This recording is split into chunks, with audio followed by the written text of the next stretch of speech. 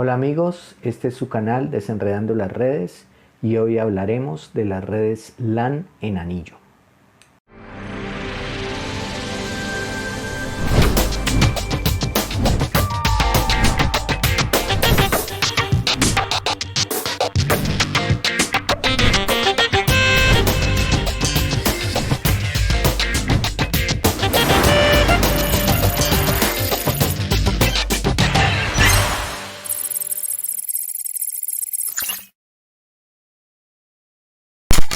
Buen día, mi nombre es John Jairo Padilla y hoy les voy a hablar de las redes LAN y redes MAN en anillo.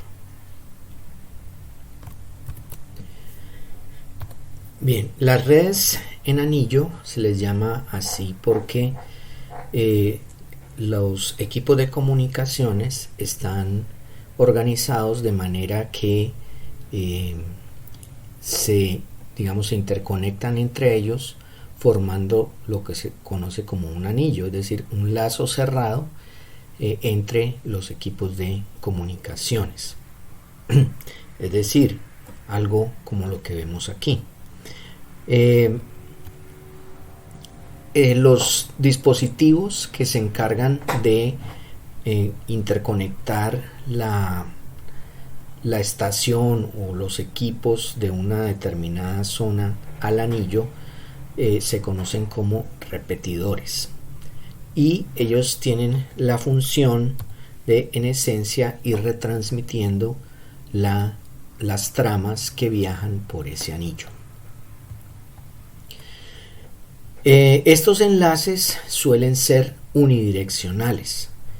Los medios de transmisión que utilizan puede ser cable coaxial o fibra óptica. Hoy en día el más usado es la fibra óptica, y estos medios suelen ser entonces unidireccionales, por lo que la información viaja en sentido, digamos, de las manecillas del reloj o en sentido contrario a las manecillas del reloj dentro del anillo. Cada estación entonces se interconecta a la red a través de su repetidor y transmite y recibe sus datos a través de él. Entonces aquí vemos estos cuadritos negros serían los repetidores, que tienen entonces un punto de entrada un cable, digamos, por el cual ingresa la información y otro cable por el cual sale la información hacia el siguiente repetidor. Este otro repetidor también tiene su punto de entrada y su punto de salida hacia el siguiente repetidor, y así sucesivamente. Como observamos aquí, por ejemplo, la estación C desea transmitir una trama. Entonces, en este caso, el método que se utiliza para, digamos, tomar el control de ese medio, que sería ese anillo, sería mediante un método que se conoce como el método con paso de testigo, ¿sí? En inglés sería token ring, anillo con paso de testigo, y la versión de fibra óptica que se conoce como FDDI, que es interfase de datos de fibra distribuida. Entonces, en realidad, cuando digamos hay una trama pequeña que se conoce como el testigo, que digamos está dando vueltas por el anillo, en el momento en que una estación desee transmitir, como por ejemplo en este caso la estación C, pues toma toma el testigo y entonces empieza a transmitir a través de su repetidor la trama que desea enviar.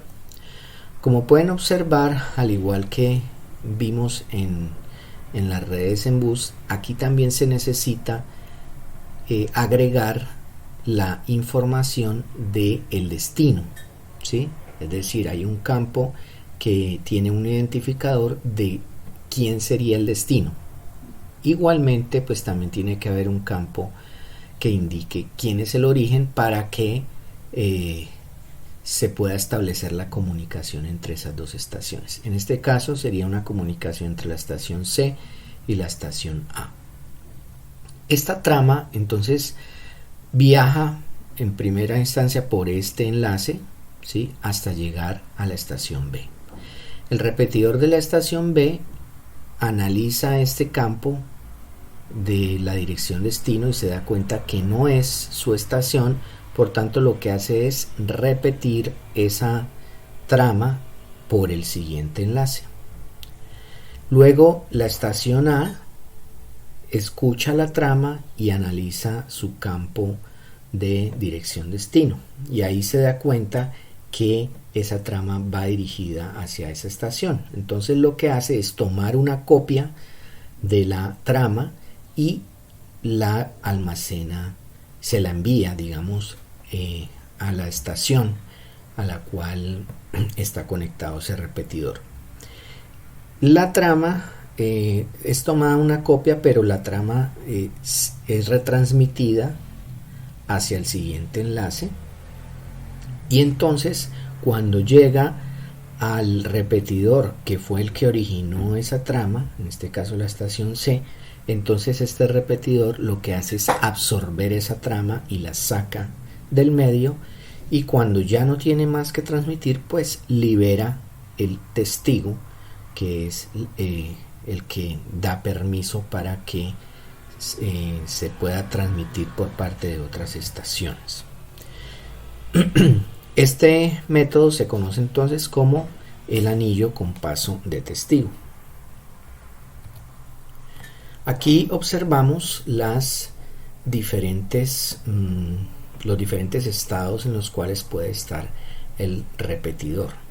Por ejemplo, este sería el estado de escucha. Sencillamente, cuando está escuchando las tramas y va analizando sencillamente la dirección destino, y pues no, digamos, lo que hace es retransmitirla, no más. Cuando decide enviar una trama, entonces el repetidor lo que hace es abrir el camino, y entonces digamos que se formaría aquí un camino de entrada hacia la estación y un camino de salida desde la estación que está transmitiendo. Entonces aquí por este camino inyectaría las tramas hacia el anillo. Y este último estado, que sería el estado de bypass, que sería cuando de pronto la estación está fuera de servicio y entonces no puede estar escuchando las tramas, sencillamente pone el repetidor en su estado de bypass y sencillamente las tramas siguen su camino sin ser analizadas por la estación.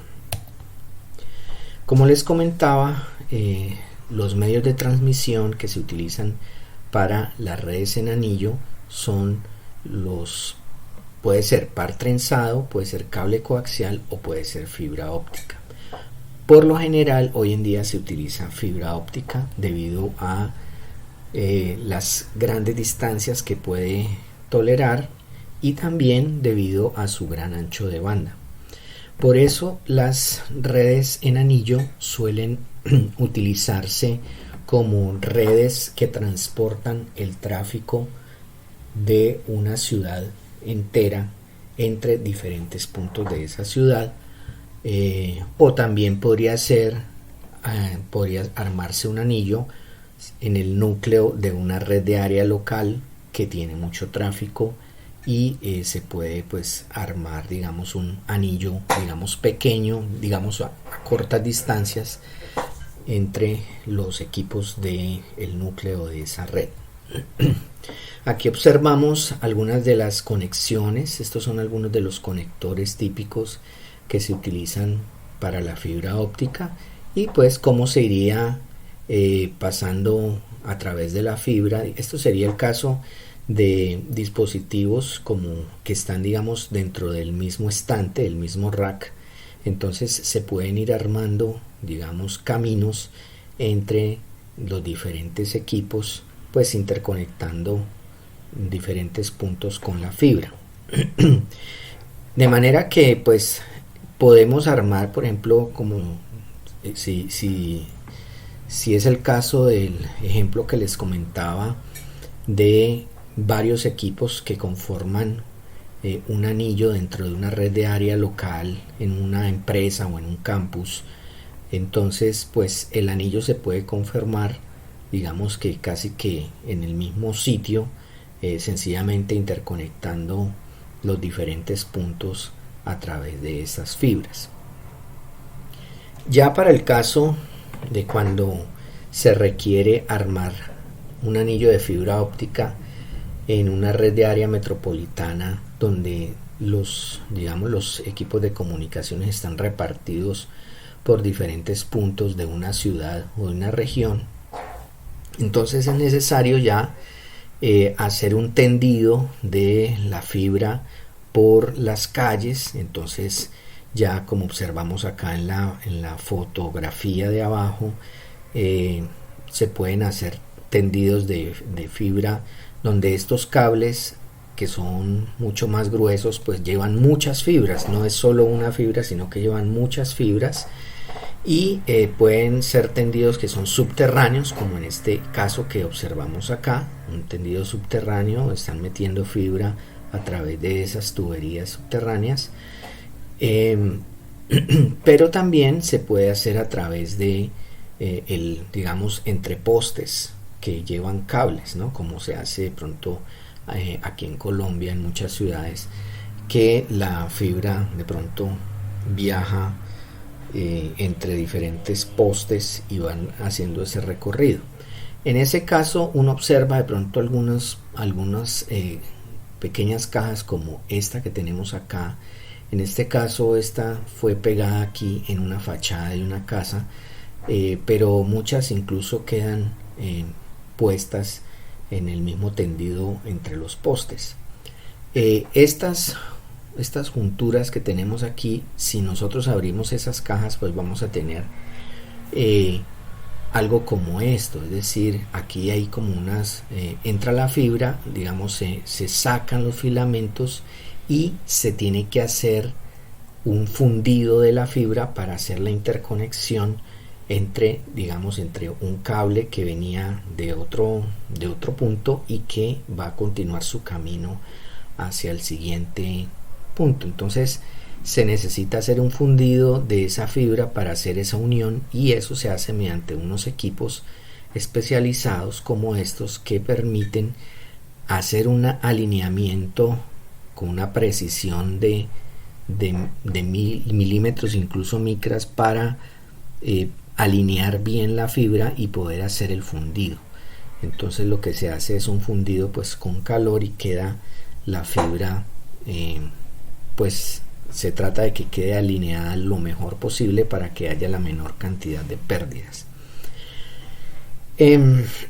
Entonces en realidad pues esas fibras lo que hacen es unir los equipos de comunicaciones que están en diferentes puntos de una ciudad, y se arman entonces anillos que pueden tener varios kilómetros de distancia, como en este ejemplo que vemos acá, donde tenemos varias zonas de una ciudad, o incluso de pronto de algunas ciudades cercanas, y se arma un anillo entre diferentes equipos de comunicaciones, y puede haber, por ejemplo, en este caso aquí hay 25 kilómetros de distancia, aquí hay 20 kilómetros, aquí hay 5.6 kilómetros, aquí hay 8.1 kilómetros, y así sucesivamente.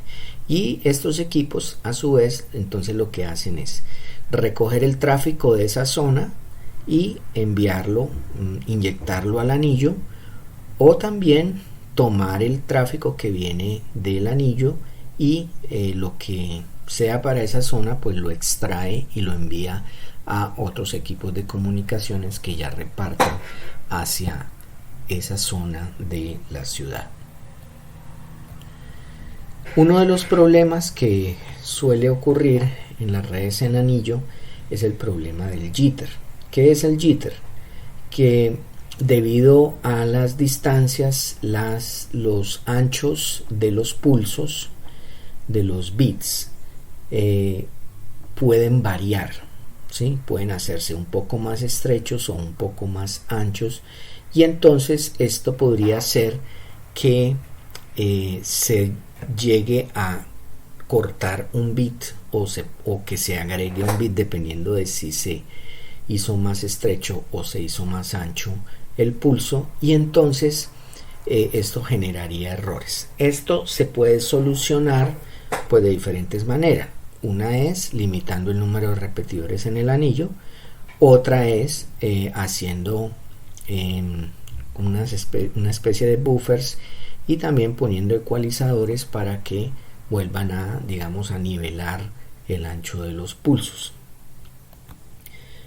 Bien, eso sería lo que tengo por decirles acerca de las redes LAN en anillo. Muchas gracias.